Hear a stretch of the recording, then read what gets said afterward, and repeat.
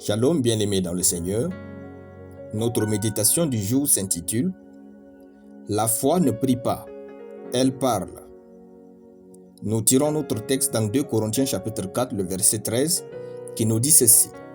« Et comme nous avons le même esprit de foi qui est exprimé dans cette parole de l'Écriture, j'ai cru, c'est pourquoi j'ai parlé. Nous aussi nous croyons, et c'est pour cela que nous parlons. » Alléluia. Notre verset du jour met l'accent sur les paroles de foi et l'apôtre Paul dit « Nous croyons et c'est pour cela que nous parlons. » La foi parle et elle vous fait parler. Autrement dit, nul ne peut être convaincu d'une chose et se taire. Si vous croyez qu'une telle affaire est la bonne, alors il faut parler de votre réussite dans celle-ci. Si vous croyez que telle personne est une bonne personne, il faut l'apprécier. Si vous croyez une chose, parlez-en. Même Jésus parlait aux disciples qu'il va mourir, qu'il sera enseveli et ressuscitera le 3e jour. N'est-ce pas ce qui s'est passé? Si. Alors, en quel genre d'avenir croyez-vous pour vous? Parlez-vous vraiment de cet avenir autour de vous? La foi parle, là où elle est présente.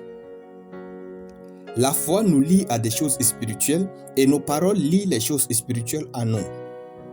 Alors, réalisons très tôt quel genre de vie Dieu tient pour nous dans sa parole et choisissons de parler à notre vie du plan de Dieu comme Jésus et les apôtres le faisaient.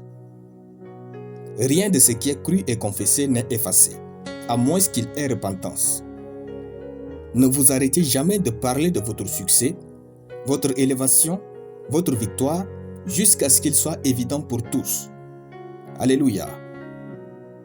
Une fois, j'étudiais la nature de l'eau et je suis tombé sur une vidéo qui expliquait comment quelques experts étaient empoisonnés alors qu'ils travaillaient à huis clos. L'origine de leur empoisonnement fut retrouvée dans l'eau pure. En fait, l'eau était dans la pièce avec eux pendant qu'ils travaillaient et parlaient des formules chimiques pour fabriquer une bombe. Il se trouve que l'un des côtés mystérieux de l'eau est sa capacité à retenir toutes les informations qui sont autour d'elle comme si vous sauvegardiez quelque chose dans un disque dur. Elle a une sorte de carte mémoire. Donc, les paroles toxiques de ces experts ont été retenues par l'eau et en buvant l'eau, leur sort était alors scellé. Si l'eau est devenue un poison suite à des formules juste prononcées, à plus forte raison nous, ne deviendrons-nous pas des merveilles et prodiges quand nous déclarons des paroles de succès sur nous? Notre bouche nous a été donnée pour choisir quel genre de vie vivre. Parlez sur vous et à votre avenir. Alléluia. Nous allons prier. Dieu de puissance et de victoire, je déclare que je ne serai jamais pauvre dans ma vie au nom de Jésus. Dans ma descendance, je maudis la pauvreté et ses effets au nom de Jésus.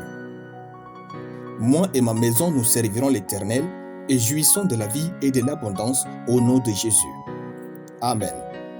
La lecture biblique en une année, Deutéronome chapitre 13 à Deutéronome chapitre 18. Soyez bénis, c'était le pain du ciel.